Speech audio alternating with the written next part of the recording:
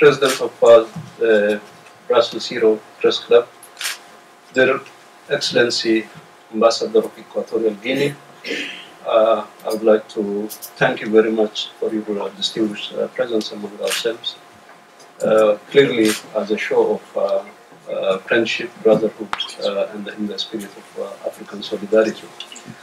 Dear Mr. Laurent Bray, Executive Director of Brussels Euro Club, Press Club, representatives of tour operators and tour agents, friends of Ethiopia, representatives of media, distinguished guests, ladies and gentlemen. At the outset, I would like to warmly welcome you all and thank you all for being here with us to attend this event. An event, as my colleague said, aimed at presenting and informing the possibilities and opportunities that Ethiopia is endowed with to attract more tourists and visitors to this great land of ancient and one of the oldest civilizations. Since my arrival in Europe 4 years ago, one thing I observed was a serious knowledge and information gap in depicting the right and the contemporary image of Ethiopia to the public in Europe. Many still think Ethiopia as a land of famine, drought and conflict. In the last 24 years, Ethiopia has changed and changed for the better. It is in the right trajectory of transformation and renaissance.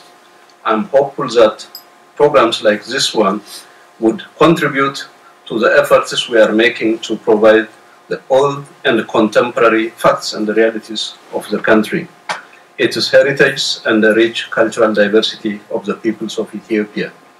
In this connection, it's my sincere hope that the event would be informative about Ethiopia's tourism potential and at the same time entertaining. Distinguished guests, ladies and gentlemen, Excellency and dear brother, Ethiopia is old and big. Its history dates back to over 3,000 years. Ethiopia is a great tourist destination endowed with untapped wells of historical monuments, natural and archaeological attractions, coupled with diverse peoples and cultures. It's a leading country in Africa in inscribing 9 World Heritage Sites to date and over 21 national parks. You can see all the heritage that are inscribed by UNESCO around the room. Ethiopia is the birthplace of mankind. The oldest human remain, Lucy, have been found in one of its regions. It is also home of the Ark of Covenant, the origin of coffee, and the source of the Blue Nile. It is a nation of accomplished and legendary marathons, great marathon runners. It is a land of numerous cultural and historical tourist attractions, 9 of which, as I've said, have been described by UNESCO as a World Heritage Site. The sites include Aksum Obelisk here, and Lalibela Rock Queen Church over there, Fasil Castle of Gondar, Harajabal Wall, Konso Cultural Heritage and Landscape, Lower Valley of Awash, Lower Valley of Omo, and Tia Carved Stones and the Semen National Park. Addis Ababa, the capital of Ethiopia, called also Africa's diplomatic capital, as Brussels is the European Union's capital, is the seat of the AU and the United Nations Economic Commission for Africa, and a place where numerous international and regional organizations and the diplomatic missions have been represented. With the splendid AU and the United Nations Economic Commission conference facilities and the more star-rated hotels, the potential for tourism, conference tourism is very huge. Moreover, the country's flag carrier, Ethiopian Airlines, has become the continent's leading carriers and unrivaled in Africa for its efficiency and operational success, turning profits for almost all the years of its existence. Operating at the forefront of technology, the airline has also become one of Ethiopia's major industries and a veritable African institution, serving 49 African destinations and 83 international destinations. Brussels, the capital of Europe, is one of among the dozen of Ethiopia's destinations in Europe and has currently 5 flights a week, 6 during July and August months, being between Brussels, Paris, and Addis Ababa, connecting practically all African destinations. Distinguished guests, ladies and gentlemen, today Ethiopia is not only a nation with a rich history and culture, but also a rapidly growing non-oil economy, which has registered double-digit economic growth for the last 12 consecutive years. With the implementation of the Growth and Transformation Plan, we are redoubling our efforts to not only maintain the pace of the growth, but also to even do more. Tourism sector development is one of the priorities of the government. In this regard, the Ethiopian Tourism Development Policy was recently formulated with the aim of accelerating development of the sector, which is believed to greatly contribute to a rapid growth of the country's economy. The government has attached great importance by creating new institutional arrangements at the federal and regional states level. The National Tourism Council, chaired by none other than the country's Prime Minister, is as a testimony to the commitment of the government. A new Ethiopian tourism organization is also created with the aim of developing and promoting the sector. The government has also made huge investment in infrastructure expansion and is encouraging the private sector to increasingly involve in development of the sector. Ethiopia is politically stable, safe and secure in a region that is facing more than its fair share of crisis and conflict. Our resolve to protect our citizens and our visitors is simply unquestionable and uncompromising. In this regard, I would like to invite and encourage all Benelux tour operators to take advantage of our tourism potential and consider Ethiopia as one of their destinations. We are here to help you link with Ethiopian tour operators and assist you in any way we can to that end. Finally, I wish to thank Ethiopian Airlines office here in Brussels and its area manager, who we are expecting, Mr. Bisrat Teta, to join us for working with us in this endeavor. My particular thanks goes to UNIBRA for its sponsoring this evening's program. I would like to seize this opportunity to express my sincere appreciation to Mr. Loan Bray, Executive Director of Brussels Euro Press Club, for his support all along in preparation of this event, and then, of course, in the public diplomacy work we have been doing since we met him a year ago.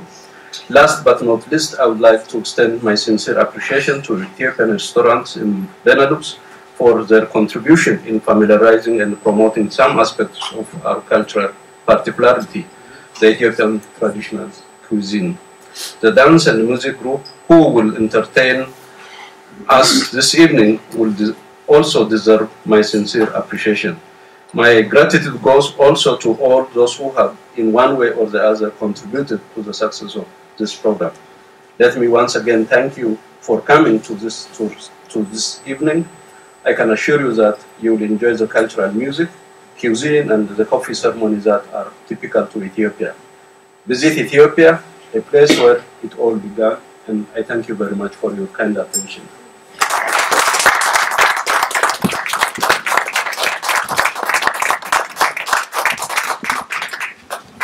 Thank you. And usually I'm a travel designer for Latin America, but I have one destination in Africa which I do like a lot, which I actually love, and that's Ethiopia. So actually the first time I visited Ethiopia was at the end of 1999.